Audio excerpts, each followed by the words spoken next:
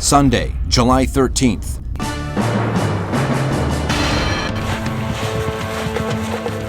In Russia, as the German troops of Army Group North approach Leningrad, Soviet resistance increases.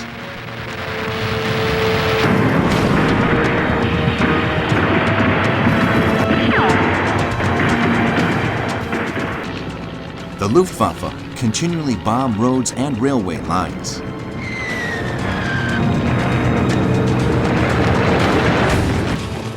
In the meantime, the mountain corps coming from Norway continues to advance along River Litsa. Clashes take place between Russian and Finnish troops on both sides of Lake Ladoga.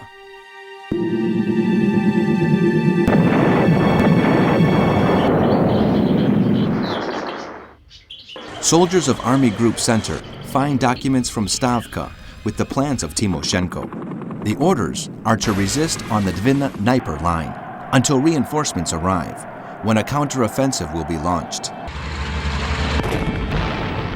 Heavy fighting takes place at Vitebsk, while the Germans besiege Smolensk.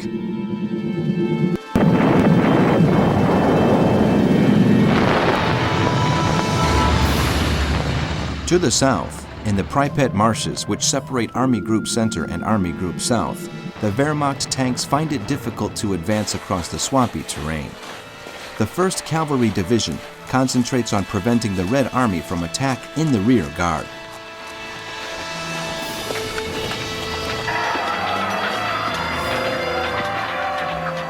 German planes step up the bombing of Kiev. In the Middle East, Syria is declared an independent nation.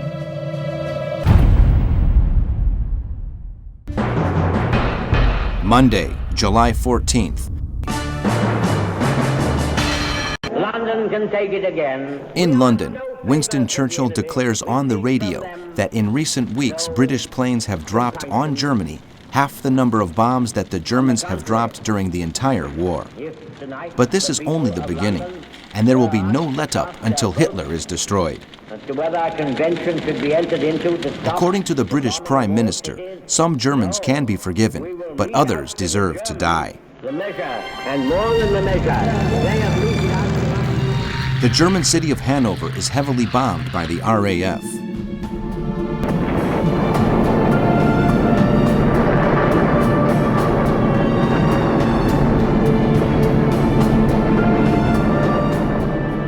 In the Russian theater, the Luftwaffe gives no respite in its raids along the fronts, with more than 1,000 daily.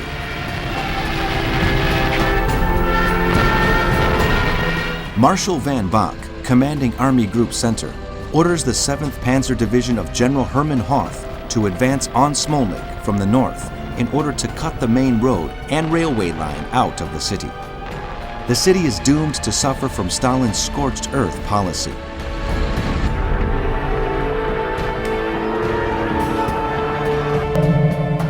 In Orsha, Captain Ivan Flerov, a Red Army artillery officer, uses Katyusha rockets for the first time.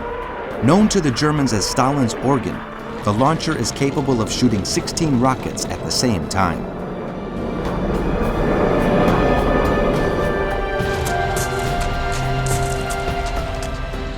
The 6th Panzer Division of Army Group North, under Marshal von Lieb, reaches the River Nava on the border with Estonia.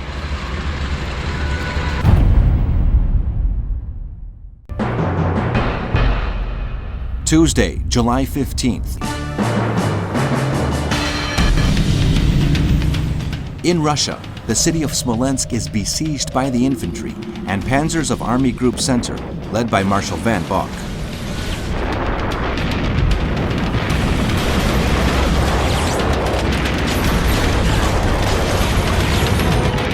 The 18,000 Red Army soldiers defending the city, commanded by General Mikhail Lukin, have been ordered by Stalin to fight to the last man. Werner Molders, a Luftwaffe fighter pilot, is the first aviator to reach 100 aerial victories.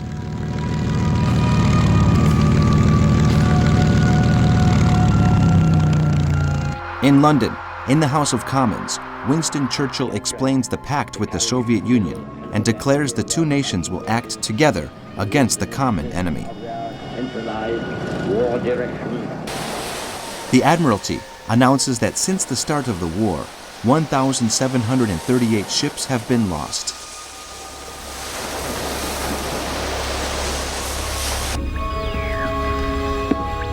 The Spanish spy and double agent Juan Pujol, who is known as Bovril or Garbo to the British and as Arabel or Rufus to the Germans, sends information to the Abwehr, the OKW intelligence service, from a false network of 14 agents and 11 contacts in Britain.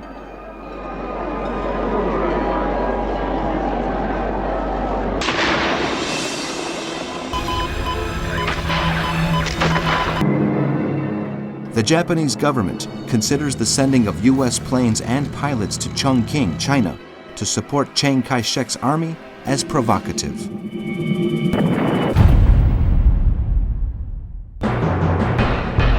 Wednesday, July 16th.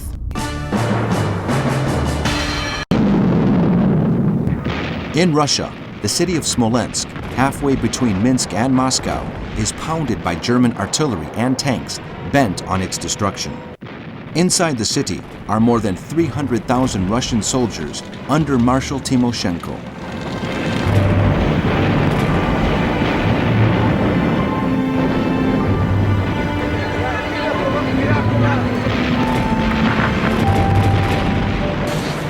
Finnish troops break through the Russian positions north of Lake Ladoga and occupy Sortavala in Karelia.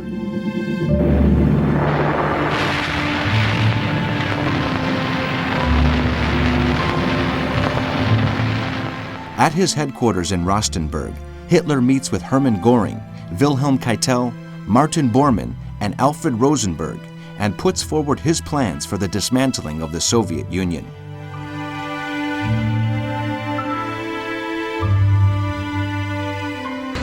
The occupied territories are to be divided into 4 zones, which will be annexed by the Greater Reich, with Rosenberg as the minister in charge of governing them. The Nazi leader insists there must be no military power west of the Urals, even if Germany has to fight for 100 years to prevent it.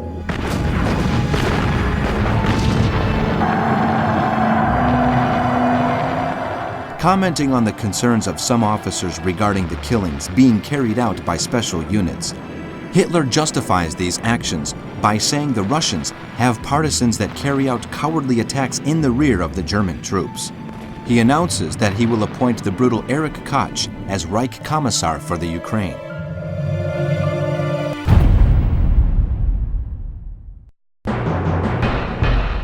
Thursday, July 17th.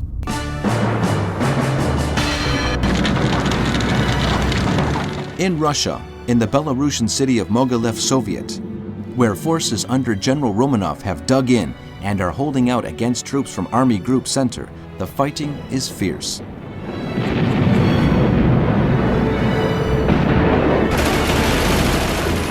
General Walter von Braustich, Commander-in-Chief of the OKH, the high command of the army, orders Marshal von Bock to slow down his advance towards Moscow due to supply problems.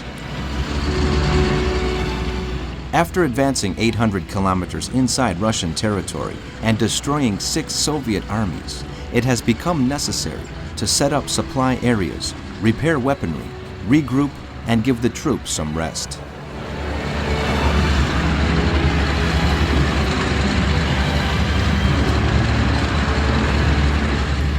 Marshal Semyon Timoshenko, in charge of the armies of the Western Front, complains to Stalin about the scarcity of resources and manpower to defend the areas of Yartsevo and Yazma.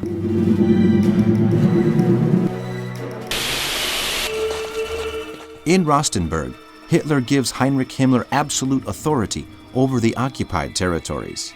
SS death squads continue their piteously persecution of the civilian population.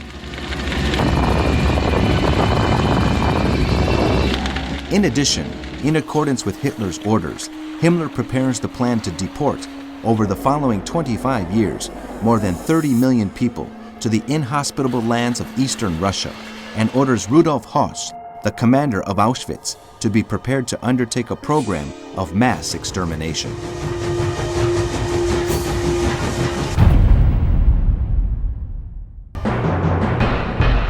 Friday, July 18th.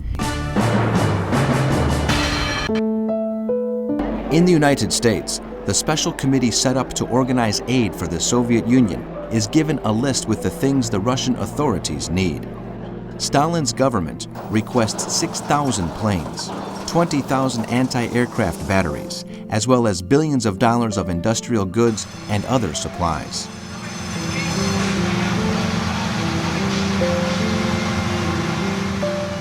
President Roosevelt agrees with Churchill and Stalin that the Red Army must do everything it can to stall the German attack until the autumn rains and snow come.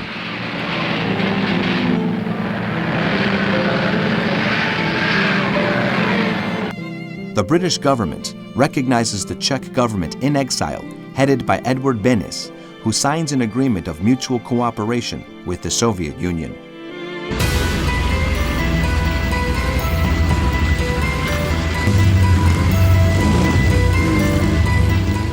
Convinced that he will defeat Russia quickly, Hitler orders German industry to prioritize in the production of aircraft and submarines.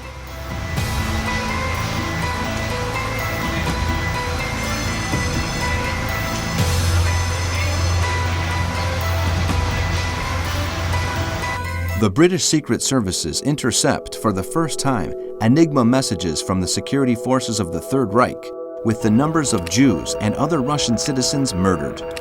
For Churchill, the reality of the situation goes beyond his worst fears. In the Far East, the number of Japanese troops landing in southern Indochina increases.